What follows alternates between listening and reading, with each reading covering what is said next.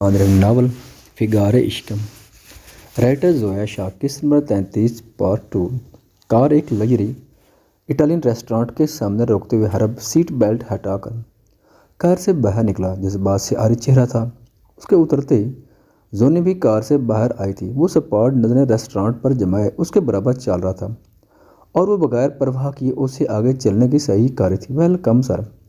Restaurant کا manager حرب کو جانتا تھا کیونکہ وہ اکثر یہاں آیا کرتا تھا، اس لیے آج بھی خود اسے خوش آمدید کہہ کر وہ خود اسے اندر لے کر گیا تھا۔ مینیو زونی کے سامنے رکھتے ہوئے وہ فون اٹھاتے ہوئے لاپرواہی سے اسکرین پر انگلیاں چلانے لگا۔ آپ پلیز ابھی 2 کپ کافی لا دیں۔ ویٹر کو آرڈر لیتے ہوئے زونی نے حرب کی طرف دیکھا جو بے نیاز سے فون پر مصروف تھا۔ مجھے کچھ بات کرنی سے تم سے۔ یہاں دیکھو، چھوڑو اسے ابھی۔ اس کے ہاتھ سے فون کھینچ کر ٹیبل پر رکھتے وہ بدتمیزی سے بولی، مگر وہ ضبط کر گیا جیسے وہ ہمیشہ کرتا تھا۔ بولیں۔ وہی سرد نظروں سے اسے دیکھتے ہوئے ٹیبل پر ہاتھ رکھتے ہوئے بولا، مجھے تم سے طلاق چاہیے۔ اس کی بات تھی یا کچھ 440 وولٹ کا جھٹکا؟ حرب نے بے یقینی سے اس کی جانب دیکھ کر ہونٹ پیچھے۔ اسے اس بات کی توقع ہرگز امید نہیں تھی۔ وہ کچھ مثبت سوچ رکھتے ہوئے اس کے ساتھ یہاں آیا تھا، مگر اب وہ ابھی تک اپنی ضد پر اڑی ہوئی تھی۔ ہم دونوں جانتے ہیں کہ ہم خوش نہیں۔ دیکھو میری بات سمجھو۔ زونی نے اسے اپنی طرف متوجہ کرتے ہوئے اس کے ہاتھ پر ہاتھ رکھا، جس پر وہ نظر جھکاتے ہوئے ہاتھ پیچھے ہٹا گیا۔ ہم کبھی خوش نہیں رہ پائیں گے۔ مجھے نہیں رہنا تمہارے ساتھ۔ تم مجھے طلاق دے دو پلیز، تاکہ ہم دونوں خوش رہ سکیں۔ ایسا کچھ نہیں ہوگا آئندہ اس بارے میں آپ مجھ سے کوئی بات نہیں کریں گی۔ دو ٹوک لہجے میں کہتے ہوئے وہ اسے چپ کروا چکا تھا۔ تم نے اور کوئی راستہ نہیں چھوڑا میرے لیے؟ اس کے علاوہ میں سوچ رہی تھی شاید بات کرنے سے سب ٹھیک ہو جائے، مگر نہیں، میں غلط تھی۔ تم کبھی بھی ایسا نہیں کرو گے۔ سوچتے ہوئے اس نے پاکٹ سے ایسڈ کی شیشی نکالی اور مٹھی میں بھیج لی۔ ویٹر کافی ٹیبل پر رکھ کر جا چکا تھا۔ زونی نے چور نظروں سے حرب کو دیکھا۔ وہ فون پر کچھ دیکھ رہا تھا۔ جلدی سے ایسڈ کی شیشی کا ڈھکن کھول کر وہ کچھ بوندیں اس کے کپ میں ٹپکا چکی تھی۔ نہ جانے یہ کرتے ہوئے کیوں اس کا ہاتھ کانپا تھا۔ اوکے فائن، جیسے تمہیں صحیح لگے، کافی ٹھنڈی ہو رہی ہے۔ اپنی کافی کا کپ اٹھاتے ہوئے زونی نے لاپرواہی سے کندھے اچکا کر کہا۔ وہ سنجیدگی سے اسے دیکھ کر اپنا کافی کا کپ اٹھاتے ہوئے کافی کا سپ لے چکا تھا۔ زونی نے کافی گھونٹ بھرتے ہوئے اس کی جانب دیکھا۔ وہ قدرے سنجیدہ لگ رہا تھا، ماتھے پر شکنوں کا جال سا تھا اور کندھے پر بے حد بوجھ سا محسوس ہوا۔ لمبا سانس ہوا کے سپرد کرتے ہوئے وہ کافی کا کپ ٹیبل پر رکھ کر پانی کا گلاس اٹھا چکا تھا، مگر اس سے پہلے وہ پانی کا ایک گھونٹ بھی بھرتا وہ بوتنا کھانستے ہوئے پانی کا گلاس نیچے گرا چکا تھا۔ حرب زونی کے ہاتھ سے فون چھوٹ چکا تھا۔ وہ جلدی سے اس کے چیئر کی طرف بھاگی۔ وہ سر جھٹکتا ہوا وہاں سے اٹھا۔ آس پاس سے کچھ لوگ ان کی جانب متوجہ ہوئے تھے۔ حرب کا چہرہ سرخ پڑ رک کو زونی نے اسے روکنا چاہا، مگر وہ بغیر اس کی بات سنے ٹیبل سے نیپکن اٹھا کر وہاں سے واک آؤٹ کر گیا۔ مگر زونی نے بخوبی وائٹ ٹشو پر خون کے داغ دیکھے تھے۔ یہ میں نے کیا کر دیا؟ اگر اس سے کچھ ہو گیا تو؟ نہیں، میں اتنی خود غرض کیسے ہو سکتی ہوں؟ وہ میرا کزن ہے۔ یہ میں نے کیا کر دیا؟ شرمندگی سے نظریں جھکاتے ہوئے اس نے پیشانی پر اضطرابی کیفیت میں ہاتھ پھیرتے ہوئے سوچا۔ نظریں پاس کی ٹیبل پر پڑی جہاں بیٹھا ایک لڑکا اسے ہی دیکھ رہا تھا۔ وہ نظریں جھکاتے ہوئے فون پر مصروف ہوئی۔ پتہ نہیں حرب کیسا ہوگا۔ یہ میں نے کیا کر دیا؟ اللہ پاک پلیز مجھے معاف کر دیجیے۔ میرا مقصد اسے مارنا نہیں تھا، میں صرف اس سے دور ہونا چاہتی تھی۔ وہ دل ہی دل میں اس کی سلامتی کی دعا کے ساتھ اپنے رب سے معافی مانگنے لگی۔ You won't mind my company will you? وہ موبائل سے نظر ہٹاتے ہوئے سرسری نظر سامنے بیٹھتے ہوئے ایک لڑکے پر ڈال کر فوراً اپنی چیئر سے اٹھی تھی۔ یہ وہی لڑکا تھا جو پچھلے کئی منٹوں سے اسے گور رہا تھا، مگر وہ اگنور کر رہی تھی۔ ارے بھاگ کہاں رہی ہے؟ رکو تو حسینہ، خباثہ سے کہتے ہوئے وہ لڑکا اس کا ہاتھ پکڑ چکا تھا۔ دیکھو ہاتھ چھوڑو میرا، متذبذب لہجے میں کہتے ہوئے اس کے ہاتھ سے اپنی کلائی چھڑانے کی کوشش کرتے ہوئے اپنا فون تک نیچے گرا چکی تھی۔ ریسٹورانٹ میں بیٹھے سبھی لوگ بڑے شوق سے سارا منظر ملاحظہ فرما رہے تھے۔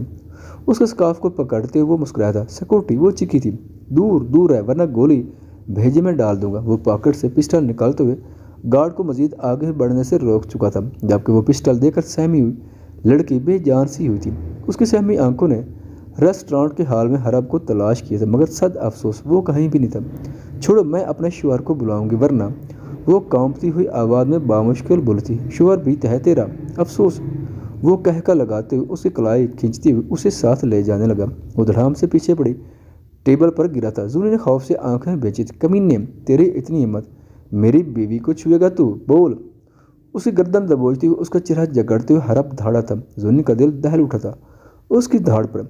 وہ اسکارف کو کانپتے ہوئے ہاتھوں سے گلے میں ڈالتی ہوئی پیچھے ہٹی تھی۔ بیوی ہے وہ میری، غلیظ انسان۔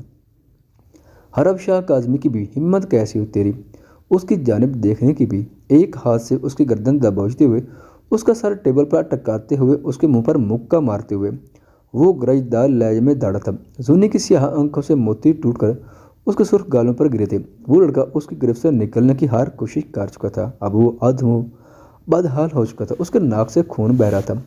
آج جان سے مار دوں گا میں تجھے، اس کے پیٹ میں لات مارتے ہوئے وہ اسے ٹیبل سے نیچے گرا چکا تھا۔ وہ کھانستے ہوئے منہ سے خون بہہ رہا تھا۔ حرب کی وائٹ شرٹ پر خون کے داغ لگ چکے تھے، مگر وہ جنونی انسان آج اسے جان سے مارنے کا عہد کر چکا تھا۔ سر پلیز چھوڑ دیں، وہ مر جائے گا۔ ریسٹورانٹ کا مینیجر اس کا بازو پکڑتے ہوئے التجائی لہجے میں بول رہا تھا، دور ہٹو ورنہ تمہارا بھی یہی حال ہوگا۔ مینیجر کا گریبان پکڑتے ہوئے وہ اسے دور دھکیلتے ہوئے کرخت لہجے میں بول رہا تھا۔ مینیجر خوفزدہ نظروں سے اس جنونی انسان کو دیکھتے ہوئے پیچھے ہٹا تھا۔ زونی لرزتے ہوئے قدموں کے ساتھ اس کی جانب بڑھی تھی، جو اس بے ہوش لڑکے کو ابھی تک منہ پر مکے مارتے ہوئے جان سے مارنے کی صحیح میں مصروف تھا۔ اس کا چہرہ سرخ پڑ چکا تھا۔ لمبے سانس لیتے ہوئے وہ بغیر اپنی پرواہ کیے اس کے چہرے پر گاؤں سے برسا رہا تھا۔ وہ مکمل بے ہوش ہو چکا تھا یا شاید مر چکا تھا۔ پلیز حرب چلیں یہاں سے، اس کا مضبوط بازو پکڑتے ہوئے وہ سسکیوں کے بیچ بول رہی تھی۔ دور ہٹو، زندہ نہیں چھوڑوں گا آج اسے۔ اس کا ہاتھ اپنے بازو سے ہٹاتے ہوئے وہ سرد موری سے بولا، وہ مر جائے گا حرب، چھوڑ دیں پلیز۔ اس کا ہاتھ تھامتے ہوئے زونی نے التجائی نظروں سے اس کی سیاہ آنکھوں میں دیکھا تھا۔ اس لڑکے کو شوز کے ٹھوکر سے دور کرتے ہوئے پیچھے ہٹا تھا۔ سب لوگ اسے حیرت اور تعجب کی نظروں سے دیکھ رہے تھے۔ پیشانی پر بکھرے بال، راہ پھریا، وہ ایسے تو بالکل نہیں تھا۔ اس کی حالت کسی جنونی دیوانے سے کام نہیں لگ رہی تھی۔ مغرورانہ چال چلتے ہوئے وہ زنیرہ کا ہاتھ تھامے ریسٹورانٹ سے توڑ پھوڑ کرنے کے بعد باہر نکلا تھا۔ اپنا بلیک کوٹ اتار کر اسے کندھوں پر ڈالتے ہوئے وہ سنجیدگی سے کار کی جانب بڑھا تھا، جبکہ اس کے کوٹ کو مٹھی میں دباتے ہوئے وہ آنکھوں سے آنسو بہاتے ہوئے دوسری مٹھی میں دبائی ہوئی اس زہر کی شیشی کو شرمندگی سے دیکھتے ہوئے دور اچھال چکی تھی۔ کار کی فرنٹ سیٹ کا دروازہ کھولتے ہوئے وہ نم آنکھوں کے ساتھ سیٹ پر بیٹھی تھی۔ سرد نظروں سے روڈ کو دیکھتے ہوئے اس نے کار کو فل اسپیڈ میں سڑک پر دوڑا دیا تھا۔ راستہ گھٹنے کے ماحول والی خاموشی میں گزارا۔ وہ کچھ بولا تھا اور نہ ہی زونی، مگر اس کی پیشانی پر شکنوں کا جال اور اس کو تنے ہوئے اعصاب دیکھ کر آج پہلی بار زونی کو اس سے خوف آ رہا تھا۔ گھر پہنچتی وہ داڑھ سے کمرے کا دروازہ کھولتے ہوئے اندر داخل ہوا۔ زونی بمشکل اس کے پیچھے ہی پہنچی جب اس نے اس کے منہ پر دروازہ بند کر دیا۔ حرب دروازہ کھولیں پلیز، گھبراتے ہوئے زونی نے دروازے پر دستک دیکھ کر کہا۔ وہ گھبرا رہی، کہیں وہ طیش میں آ کر کچھ غلط نہ کر بیٹھے۔ جسٹ گیٹ آؤٹ، اکیلا چھوڑ دو مجھے۔ اندر سے دبی دبی مگر طیش سے بھرپور آواز آئی۔ متذبذب نظروں سے دروازے کو دیکھتے ہوئے وہ پیچھے ہٹ گئی تھی۔ تیز دھڑکتے دل کے ساتھ وہ وہاں سے بھاگ گئی تھی، آنکھوں میں ڈھیروں آنسو لیے، پینٹ کی پاکٹ میں ہاتھ ڈالے۔ وہ سرد نظروں سے سامنے ابھی بھی بنائی ہوئی صدیقی صاحب اور کاشف کی قبروں کو دیکھ رہا تھا۔ ذہن میں ڈھیروں خیالات تھے۔ ایک طرف اس معصوم لڑکے کے خیال جس سے وہ جھوٹ بول رہا تھا، جس کی کل کائنات اس کے بابا تھے، جنہیں وہ بے دردی سے مار بیٹھا تھا، اور دوسری طرف اس کی محبت تھی۔ وہ اس لڑکی سے بے انتہا کر بیٹھا تھا۔ پچھلے کئی منٹوں سے وہ ہنوز کھڑا ہوا صدیقی صاحب کی قبر کو دیکھ رہا تھا۔ اس نے مرجان کے پاس صدیقی صاحب کی لاش بھیجنے کا ارادہ ترک کر دیا تھا، اور نماز جنازہ ادا کرنے کے بعد اس کے ہی آدمیوں نے صدیقی صاحب کو سپرد خاک کیا تھا۔ ہلکی خنک ہوا اس کے مضبوط وجود سے ٹکرا رہی تھی۔ اس کی پیشانی پر بکھرے بال، اس کا رف سا حلیہ اس بات کا منہ بولتا ثبوت ہے کہ وہ کس قدر خراب سے گزر رہا تھا۔ اس کے ٹھیک پیچھے بلیک سوٹ میں ملبوس گارڈ سر جھکائے اکھڑے اس کے بولنے کا انتظار کر رہے تھے، مگر وہ خاموش تھا۔ آپ ہمارے ساتھ مل کر ہمارے بابا کے قاتلوں کو سزا دلوائیں گے نا؟ نہیں نہیں، ہم نہیں سو سکتے۔ ہمارے بابا کو مار دیا انہوں نے، ہم کیسے سو سکتے ہیں؟ ان درندہ صفت لوگوں کو سزا دلوائیں گے ہم؟ نفرت ہے ہمیں ان سے، اللہ پاک دے رہے ہیں سب، وہ انصاف کریں گے۔ اور جس طرح ہم سے ہمارے بابا کو چھینا ہے نا انہوں نے، ان سے بھی اللہ پاک کوئی بہت اپنا چھین لیں گے۔ اس کا بولا گیا ایک ایک لفظ اس کے ذہن کو شل کر رہا تھا۔ آج ان پرکشش حسین آنکھوں میں انتہا کا سرد پن تھا اور خوف تھا، اسے کھونے کا خوف۔ وہ کبھی نہیں جان پائے گی اس کے والد کا قاتل میں ہوں۔ وہ بھوری گمبھیر لہجے میں دھیرے سے خود سے ہم کلام ہوا تھا، تب تک میں تمہیں اپنے عشق میں اسیر بنا لوں گا۔ عشیق، مجبور ہو جاؤ گی مجھ سے محبت کرنے کے لیے۔ میرا عشق ہر وہ غم بلا دے گا جو آپ کے لیے تکلیف کا باعث بنتا ہے، یہ میرا وعدہ ہے۔ شاہ ویر حیدر شیرازی کا وعدہ ہے۔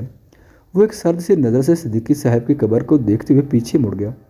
گارڈ نے اس کے بلیک لینڈ کروزر کا دروازہ کھولا۔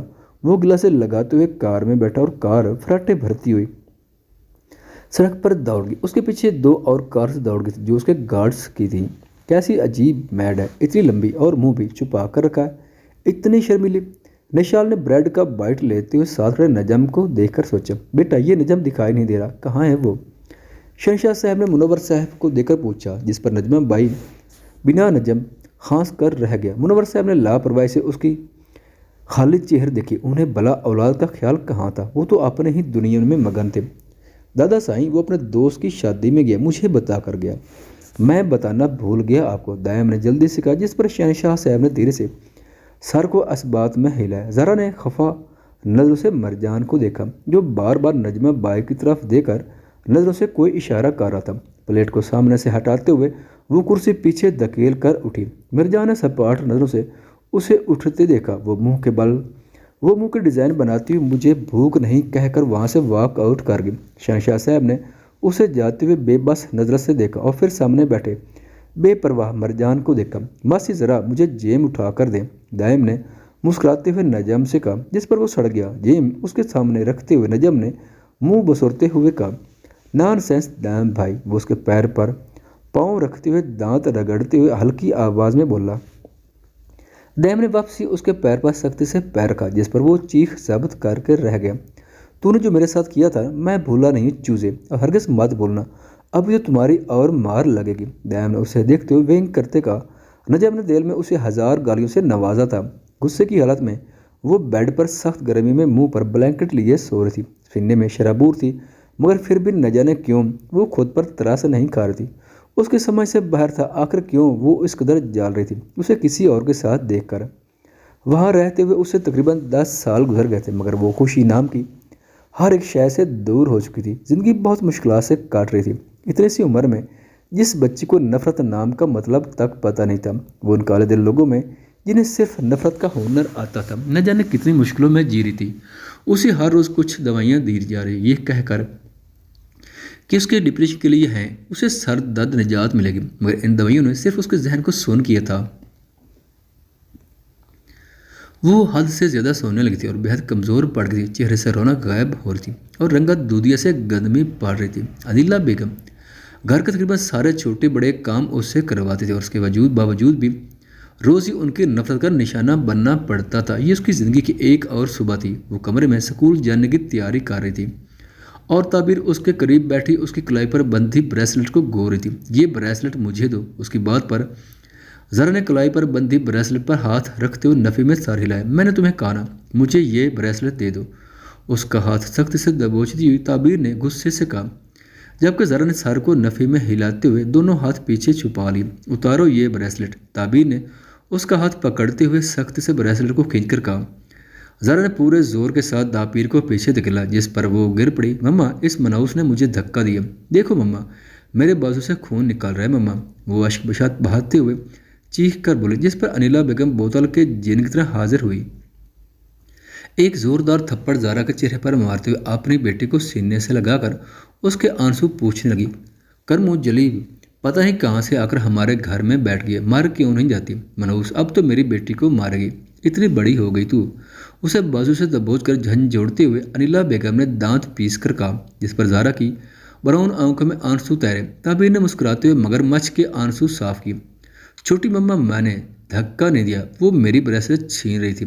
سسکیوں کے بیچ بولتے ہوئے اس نے معصومیت سے اپنی صفائی دی، جس پر انیلہ بیگم نے آنکھیں پھیر کر اسے نفرت بھری نظروں سے دیکھا۔ چلو میری پرنسس، بابا آپ کو اس سے بھی اچھی بریسلٹ بنوا کر دیں گے، سچی مما؟ تعبیر نے انیلہ بیگم کا ہاتھ پکڑتے ہوئے لاڈ سے کہا اور زارا کو حقارت بھری نظر سے دیکھتے ہوئے انیلہ بیگم کے ساتھ چلے گی، اور تم جلدی یونیفارم چینج کر کے نیچے آؤ ورنہ 2 تھپڑ اور لگاؤں گی۔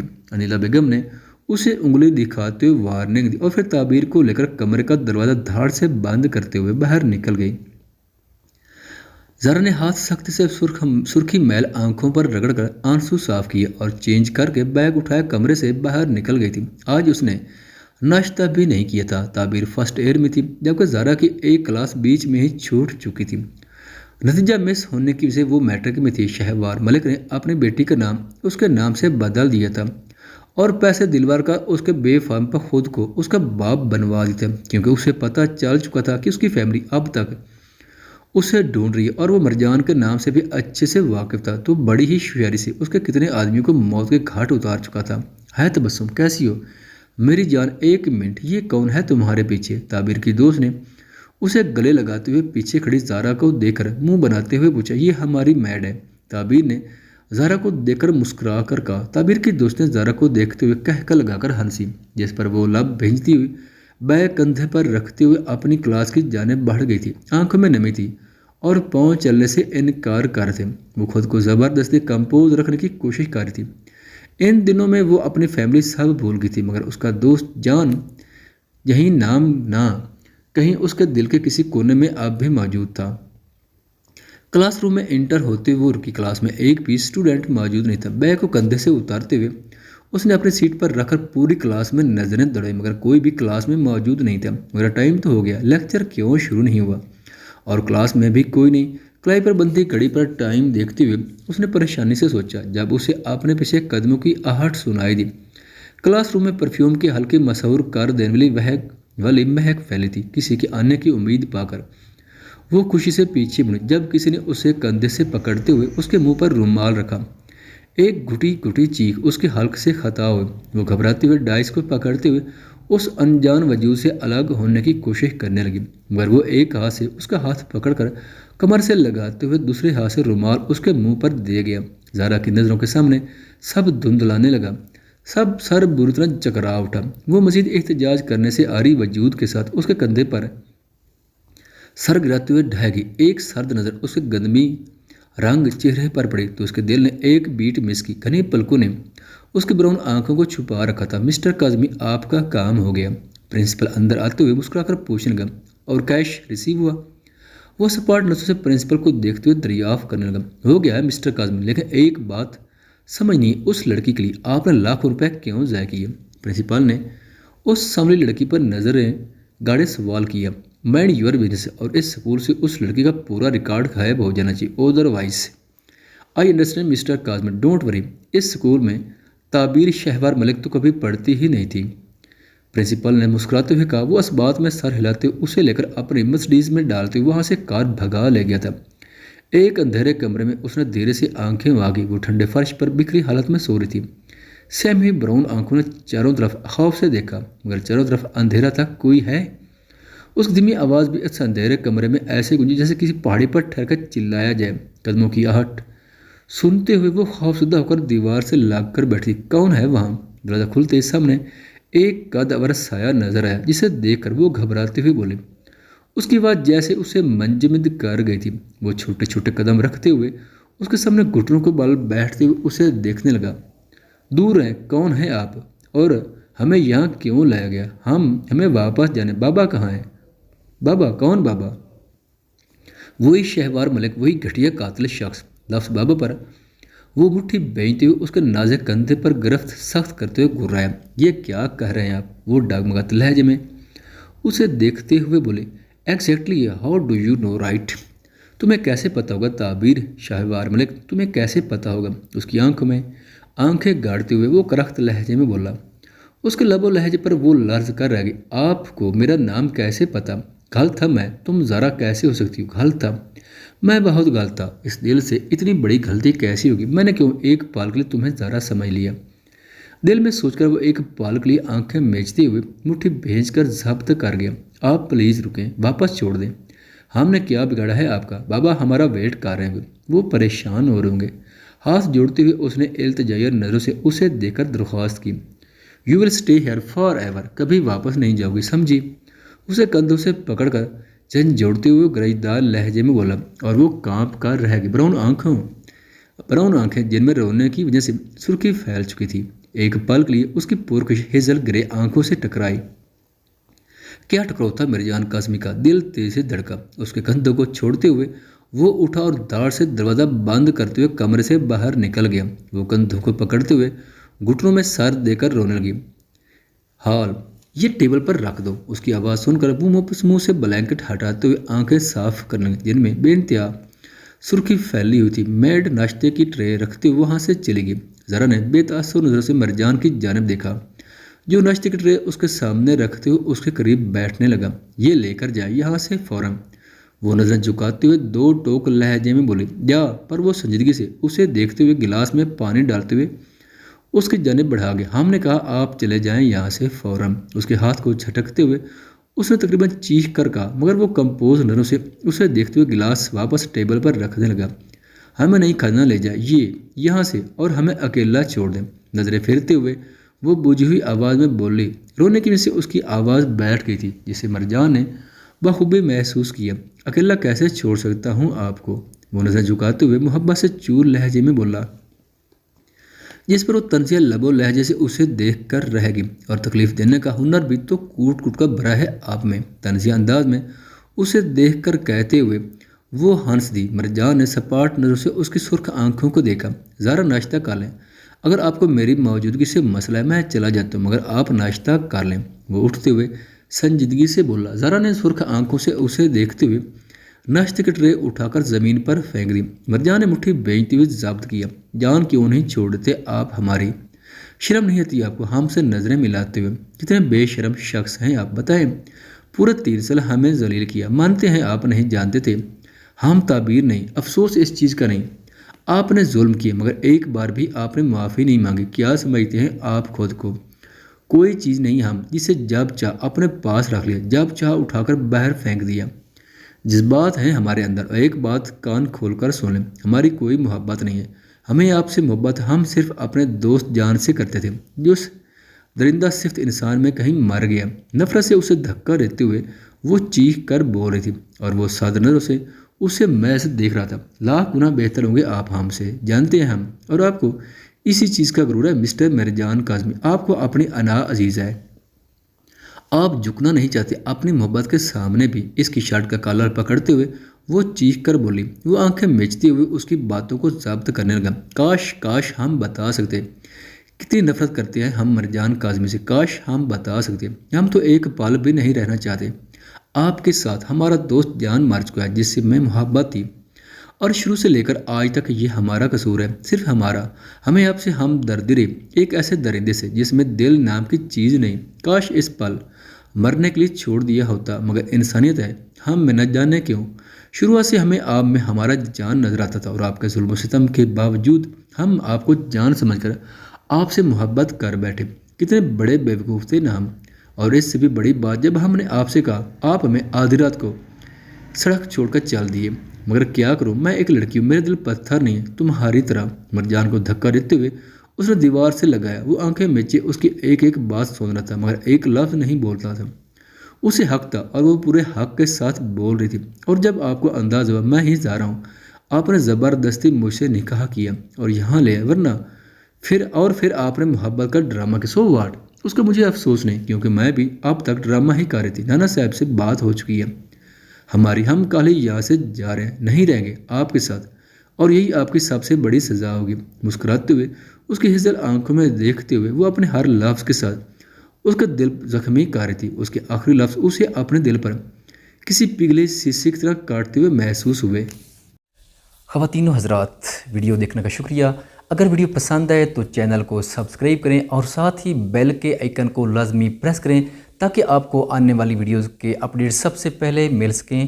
خدا حافظ۔